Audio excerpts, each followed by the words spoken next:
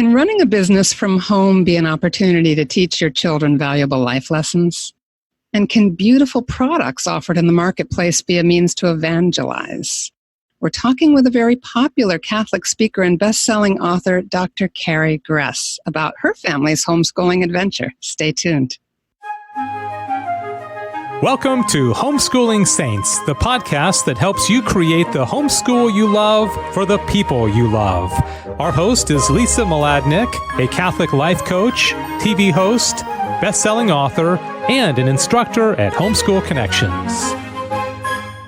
Hi, I'm Lisa Mladinich. Great to be with you today. Thanks for tuning in. We're talking with Dr. Carrie Gress, and I'm so happy to have her with us. I've interviewed Dr. Gress before, and she's just always just so present as a wife and a mom in our culture today and has so much insight. Just great to have you back, Carrie, in a new venue. Thank you. Thank you. It's always a pleasure to be with you, Lisa. Oh, thank you. Now, a lot of people probably wouldn't know because we know you from your books. In fact, I haven't even shared your bio, so I'm going to do that right now. This is really important to understand because Carrie's a wife and a mom and homeschooling, but she's also somebody who brings a lot of expertise to the table. She has a doctorate in philosophy from the Catholic University of America. She's the editor at the Catholic women's online magazine, Theology of Home. I absolutely love this resource. You're going to love it too.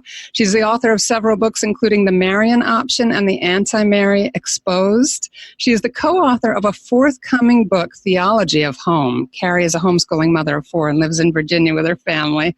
And just so great to have you. Yeah, tell us a little bit about sort of what set you up to bring an entrepreneurial venture into your home life. You're already writing and speaking and raising your children, so why entrepreneurism? That's a great question. I ask myself that probably every day. What the heck am I doing? But, it's funny. I wrote the book, The Marian Option, 3 years ago now. I guess it was published it came out in 2017. And after I wrote that book, I, of course, just had Our Lady on my mind so much. And just how do we, the fact is, wherever she is and devotion to her is, we see culture grow and expand.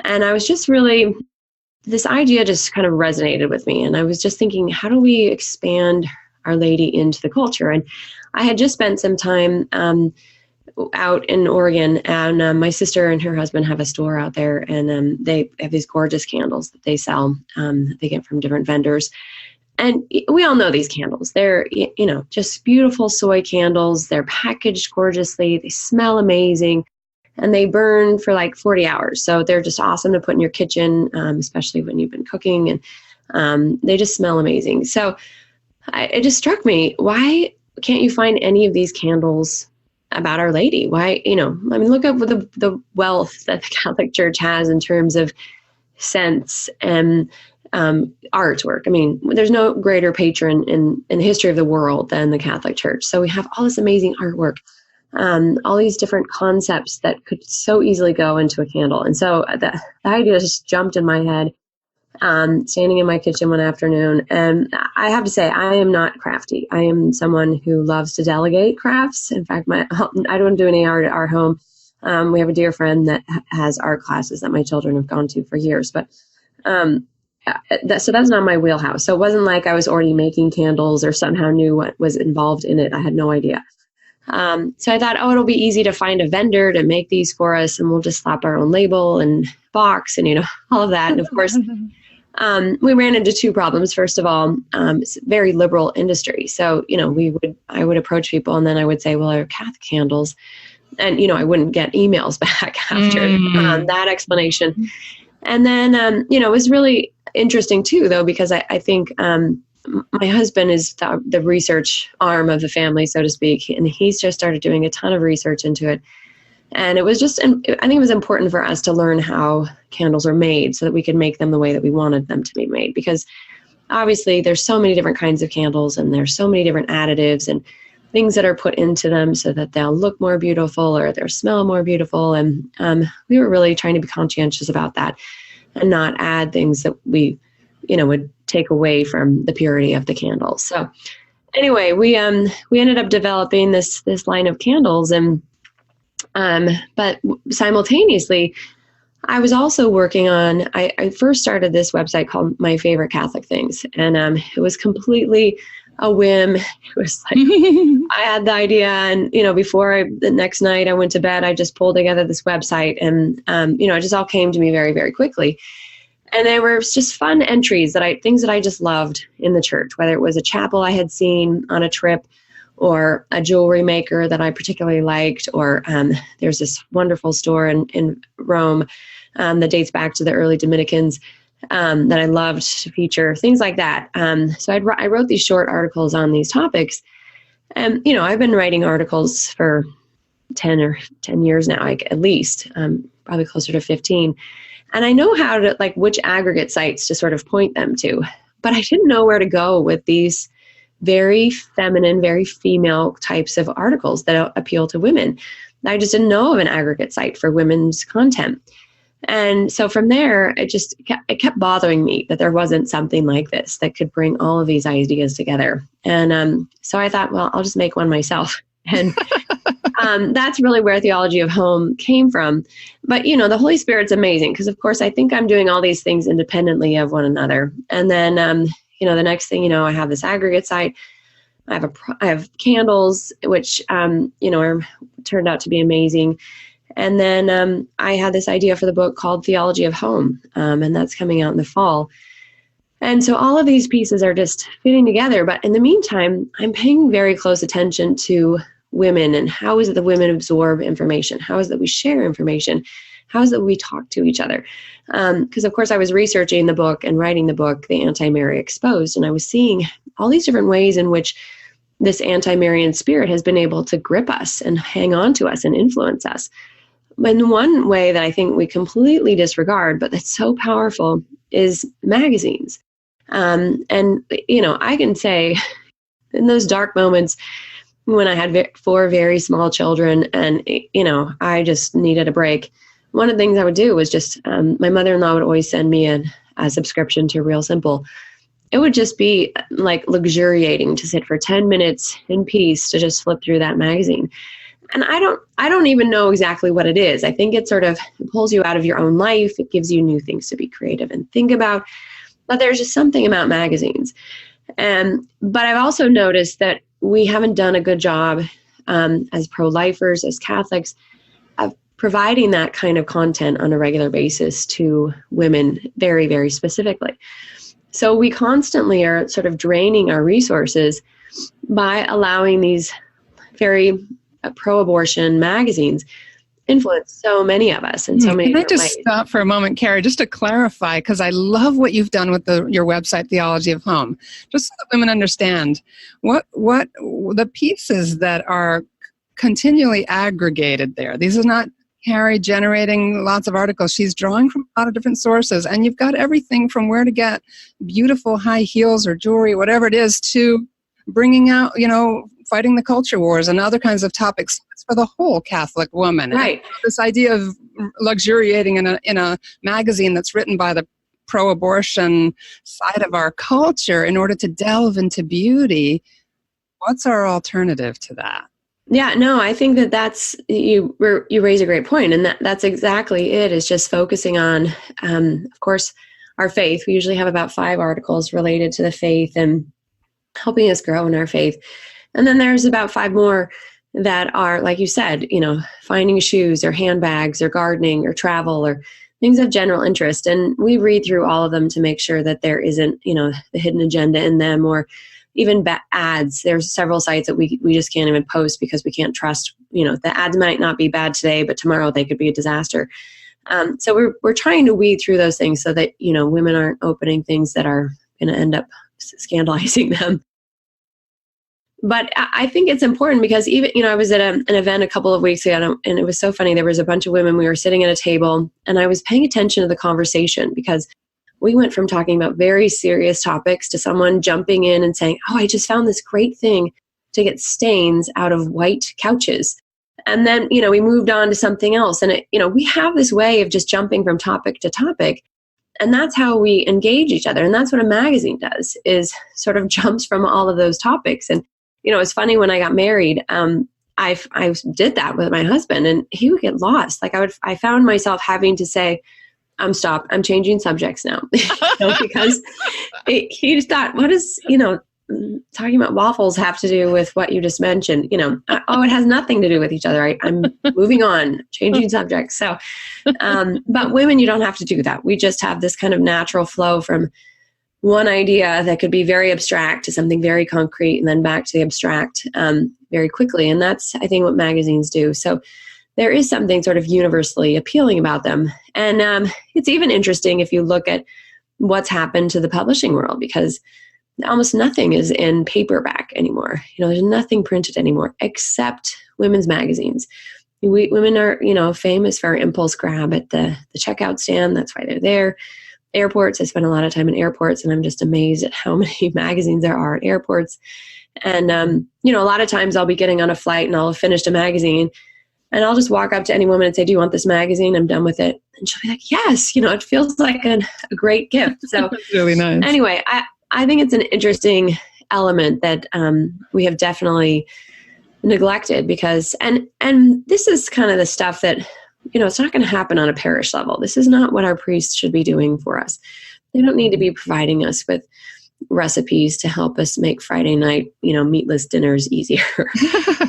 This is what we do for each other. And this is what we do when we live in community with each other. But so many of us are separated from real rich communities nowadays, that we have to find different ways to kind of buttress each other and support each other through all of these things that we're all in the same boat. So that's what's been fun about it, is to really see people's reactions to it. And I've had people say, I had no idea I needed this until I got used to it. And now I just love it. And so it's been a really fun enterprise. Yeah, I'd love to delve into also in terms of enterprises and reactions. You've got this little company now that you and your husband have built, and you create beautiful products. I want you to tell us a little bit about the development of the scent of your candle. That's a really interesting story, and how other products started to just kind of naturally spin off from that, but also how people have reacted to you as an entrepreneur, as stepping out as a Catholic into the marketplace. What is that? How is that meaningful to you? And if you wouldn't mind just delving into that aspect of your life for us. Sure. It's been really interesting because, of course, as a Catholic, I think sometimes we feel very defensive about our faith, and we feel like it's going to get attacked. We're going to get attacked if we put ourselves out there. So we developed these candles, and we have 3 scents currently. One of them is called Our Lady of Guadalupe, and it's a rose citrus blend that we developed in-house. And then the next one is called Baptism, and it's a chrism scent. And this was a really funny process because we weren't finding a way to sort of perfect the scent of it, and it was smelling too aftershave-y to me. So I finally was like, okay, I'm just going to order the chrism from some monks and just use that. And, we got the candles made and we're burning them and they smelled amazing. And then the next thing I know, I was like, oh no, there's a tuna scent in this. I don't know what's burning in it, but it smells like tuna and we cannot possibly sell this candle. And one friend said, well, maybe you should sell it to cat ladies. But no, we're not selling it to cat ladies. So we finally got the scent perfected, and now I just love it. It's by far most popular scent that people are buying. And it smells just like, the baby's head the day that they get baptized. Oh, and so you've got the Guadalupe, the chrism scent of baptism. And what is the third? And the third one is called Victory, for Our Lady of Victory. I have such a strong devotion to her. And it was originally called Our Lady of the Rosary, and then got the title Our Lady of Victory, or maybe I have that backwards. But in any event, Our Lady of Victory is hugely important based on the Battle at Lepanto. And, we need her now more than ever, I think. But it's an amazing scent that it comes back to monks on the island of Capri who made these perfumes that were, gardenia and lemon and lily. And it's just this incredibly well-balanced and beautiful scent. And that one is my secret, well, not so secret now, but my favorite one, because it's very gentle and not overpowering, but it's just really different than most things. And it's, I say lemon, it's just this very gentle lemon. It's not like those lemony candles that you would put just in your kitchen. And I can really see lighting this candle for prayer time or lighting this candle in your living room, just so when people come in, they feel that sense of almost benediction when they walk in. Beautiful. And that's what we encourage people to do, is have them blessed, because of course, if you keep them, it's whomever's home it's in, it's going to exorcise demons too, when a blessed candle has the capacity to do that. So that's a fascinating piece of it. But we have this beautiful design of a star for Our Lady Star of the Sea, and we wanted to make sure that you could see the light through that star, and we use it every night during our rosary. And also tell us, let's say it more than once so people can get it down. But where do they order? Where can they go? Well, the best place is to just go to theologyofhome.com. Okay, great. Everything is going to be under that masthead eventually. So that's the great place to get. But so it was just one of those things that, I really wanted these kinds of candles for our home for the sake of prayer. And, we've given them away, of course, to friends. And we have this dear friend, he's 90 years old, and he's over 90 actually, and he lives by himself. And he lights this candle every night when he says evening prayer. And one night he burned through the first one, and, they're old-fashioned glasses. So he said, he sent me a text saying, I'm drinking bourbon out of the old the glass from the first candle, and I've got the second candle lit, and I'm saying night prayer. And I think for someone like that, we forget how much life is brought in prayer, and just in our sensibilities when there's a candle lit, that it feels like there's another presence there. And there is, of course, but it just seemed to offer another way through the senses that we know God is present. And I know in his life that's been a real blessing for him, as a man that lives on his own. Yeah. So just touch on quickly a few of your other products, but also I'd really like to hear how people are reacting to you as a Catholic entering the marketplace. Well, and that was the interesting thing with these candles is that, I had this dear friend that she has a shop in our town, and I had been telling her about that I was working on these candles for well over a year. And I finally brought one in to show her, and she just couldn't believe it. She on the spot bought 36 of them to sell at her store. Oh, great. And she just has people come in and tell them how much they love them because they can smell them. She burns them in the store when they're shopping. So and she's not Catholic, so that's been fun. But even we have a local, it's a Pottery Barn. It's called a warehouse. It's sort of like everything from Pottery Barn on a garage sale scale. Right. And they even asked me to do a pop-up store in the Pottery Barn, which, was just shocking. I guess they're just looking to work with local businesses. And I haven't had a chance to do it. I haven't had enough inventory at a time that would work with their promotions. But, the fact that people are interested in that has been fascinating. Well, they're very classy. They're very beautiful. They really fit that Pottery Barn. It could fit a lot of different aesthetics because they're so simple and elegant. You could really work them into a lot of different styles. Yeah, and that was our goal, was we want them to be able to compete with, anything that's already out there in terms of their beauty. So that's, gratefully, the Holy Spirit has given us the means through which to do that. So it's going to be really interesting. We have them featured in the book, Theology of Home. Theology of Home is basically some beautiful meditations about our homes and how they're meant to be a foreshadowing of heaven. And these sanctuaries and places where we feel safe and loved and where we can become truly who we are. But we were able to hire a photographer.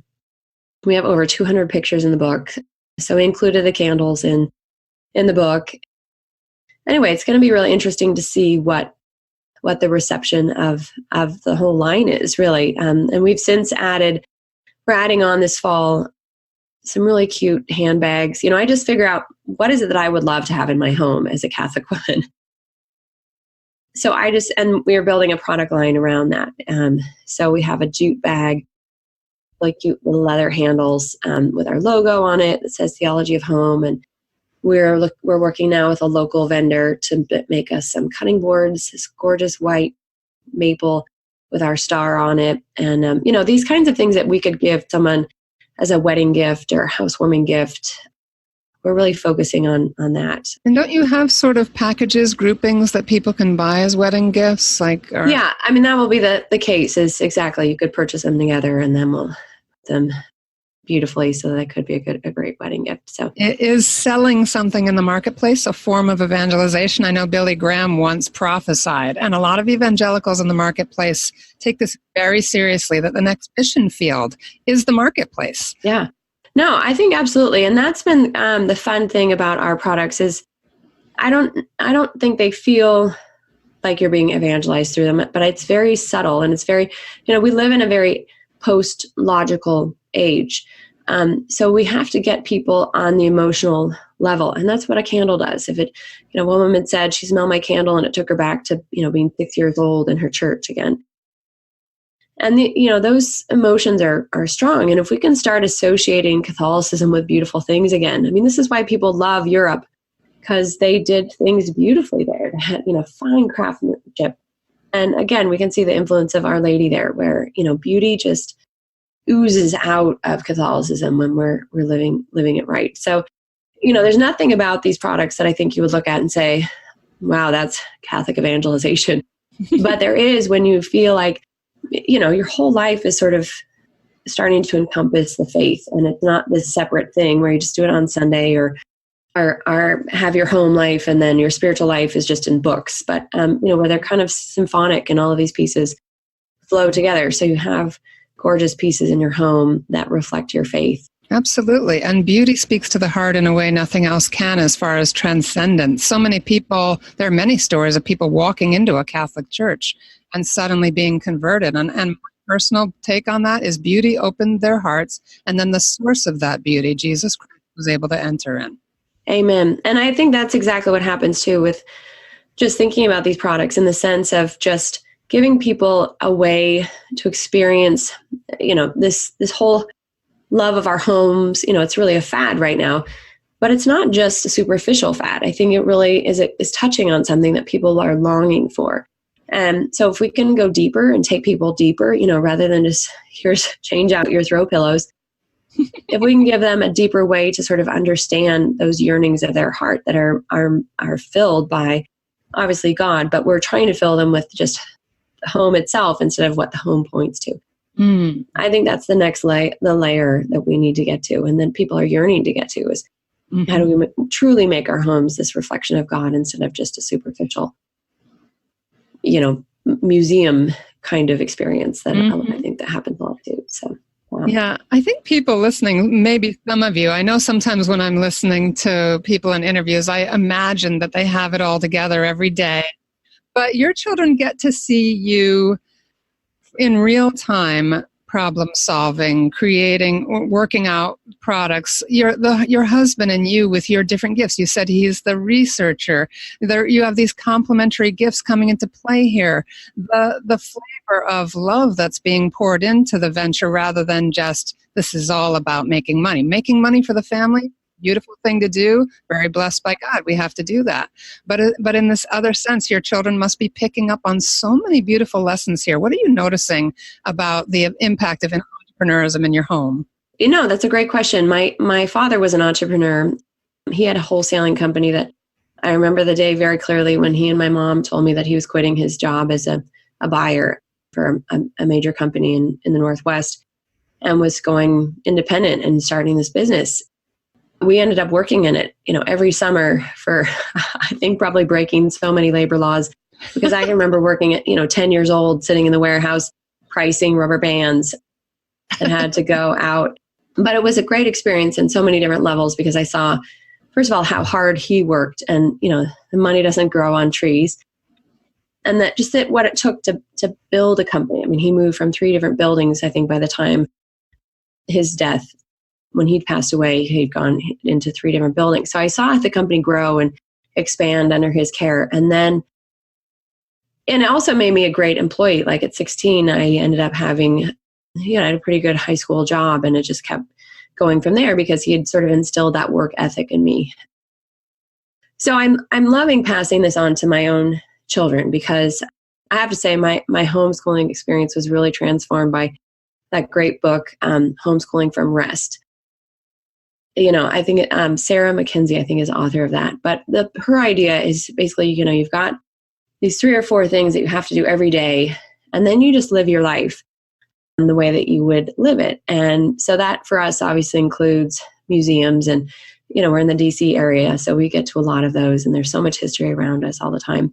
But it also means, we are going to the post office again, or mom's packing up boxes, and can you guys put the tape on these? And being involved in that whole process, I think, is just an amazing gift for them to see how this happens. And, they're still young enough that they're not helping out that much, but I know that they see it, and they know that they see my husband and I working together. And like you said, we're problem solving and dreaming and scheming and making sacrifices in some areas so that things can happen in other areas. And I think those are just invaluable lessons for children to have, because so much of our work takes place out of the home and they don't actually see what we do. So this is all very hands-on for them. They kind of groan on those days when we have to make the candles, because they know that we're not going to go do fun stuff that day. Yeah. I'm really struck too, Kerry, by the fact that it's so much of what children are exposed to these days is virtual, and your children are having a very hands-on experience of making things happen. Really incredible experience to have young, making something happen. Right. No, and I think it's an amazing experience to have as a grown-up too. I've been amazed at it. It's so exciting. We just got 200 of these bags that were delivered a couple of weeks ago, and just the joy of unfurling them and pulling one out so I can start using it. And seeing that idea was just a crazy idea for well over a year is now, in my living room. So yeah, it's definitely fun, and we're all learning a lot. But I think so I know I'm learning so much about trust and, where the Lord is calling. And despite the fact, so often it can be frustrating because you're like, we are taking so much risk here. Nothing, this could just all go to nothing. Maybe nobody will be interested.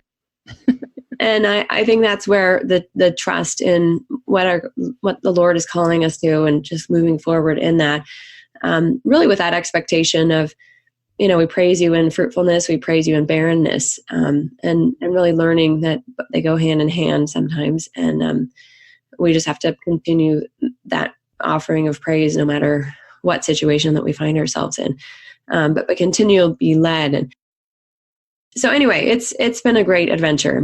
Like I said, what started out as two little tiny ideas, the candles and this little website, have now become something far bigger than I ever dreamed possible. But it's yeah, I feel like God attracts us with a little idea or an image, and we have no idea the adventure He's inviting us on, but those small yeses add up, and now you're seeing all this interconnection with your gifts and your particular family that are creating this kind of web of beauty with the website and the books, and especially Theology of Home coming out now, and your business starting to get a foothold and starting to influence people and bring beauty into other people's lives. It's just extraordinary what God does with our small yeses over time. Right. And I think that those yeses are, it's always so remarkable too, where you feel like the doors are closing, and then you're like, God, you need to either open the door or let's just close this entirely. And sure enough, just when the last moment, then the door opens, and it's just this incredible vista that you didn't expect. So yeah, it's fascinating and really fun. And we're excited too about trying to reach out beyond just Catholicism, but to reach out to different design blogs and influencers, because I think we do really have a beautiful product, and I think people are hungry for something deeper in their lives. So it's going to be fun to see where the Holy Spirit takes us. I look forward to catching up with you down the line, Kerry, with the stories that will undoubtedly come back to you about how beautiful things have been used to evangelize and bless families and homes and businesses around the world. God is so good and generous. He is indeed. Any last thought, Kerry? No, I think this is, it's just one of those things where it's just exciting to see the way that God calls us and the way that He uses our gifts and the way that He uses things that we think aren't our gifts. If someone would have told me that I would have written a design book and I now have a candle company, even 2 years ago, I would have said you are crazy. But it's amazing, and it's very exciting. And I think that even just thinking about the way that women approach the world, it's different than the way men do. And we need to continually find new ways to help that interest and feed that way that women uniquely absorb information. And so I think that as even in our daily lives, we need to sort of go on offense a little bit more, not be offensive. I mean, in terms of just being on offense and showing the beauty that our lives are, instead of feeling that we have to sort of hide our faith because we might be attacked. I feel like that's a hard thing. And I know it's been hard for me to cross over into that, but I think that's the exciting thing is there's so many pieces to our faith that people really love if we gave them an opportunity to see it more fully. And using beauty as a gateway. Thank you so much, Dr. Carrie Gress. Everybody check out theologyofhome.com. Just a beautiful website for Catholic women on so many levels. And you can check out Carrie's gorgeous products as well.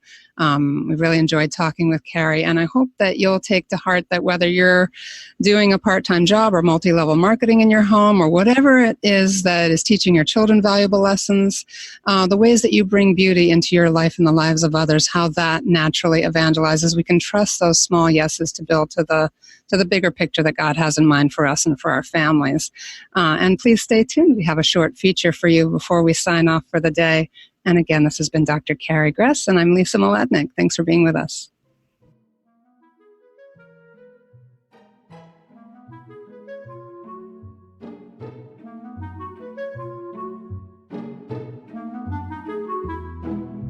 Hi, this is Chantal Howard. Welcome to From Ideal to Real. I've made it my goal to help pious aspirations come to life more easily in everyday living.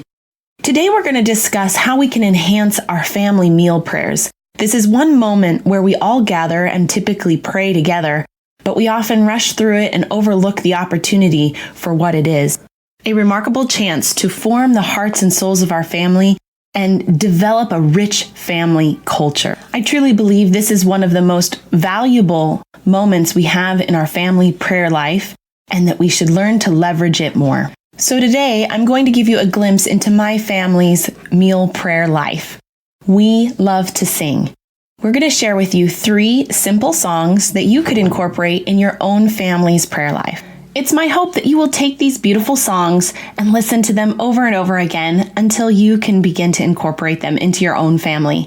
Bless us, O Lord, and these thy gifts, which we receive from thy bounty. Bless us, O Lord, grant us thy peace, through Christ our Lord. Amen. This next song is taken from the Byzantine Rite of the Catholic Church. Dwell with us this evening, gracious Lord.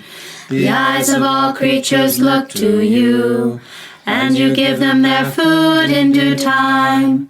You open wide your hands, grant the desires of all who live. Christ our God, real food, you give life to the world. Bless this meal, give us brotherly love. Dwell with us this evening, gracious Lord. And here's one more meal prayer song that is absolutely our favorite. Alleluia, alleluia, alleluia. Bless us, O Lord, and these thy gifts, which we are about to receive from thy bounty through Christ our Lord above. Glory to God, praise his holy name. Alleluia, amen, amen. While it might seem intimidating to begin singing as a family at meal times, I encourage you to give it a try, and if nothing else, take advantage of this special time together and see what creative ways you can come up with to enhance these special moments. Thanks for joining me on another episode of From Ideal to Real. You can find me at aromarosary.com and chantal-howard.com, where you can discover more resources for enhancing your family's life, your health, your happiness, and your prayer together. And that's our show for today. Our program is sponsored by homeschoolconnections.com. Be sure to subscribe to Homeschooling Saints and leave us an honest review. God bless you, and thank you for joining us.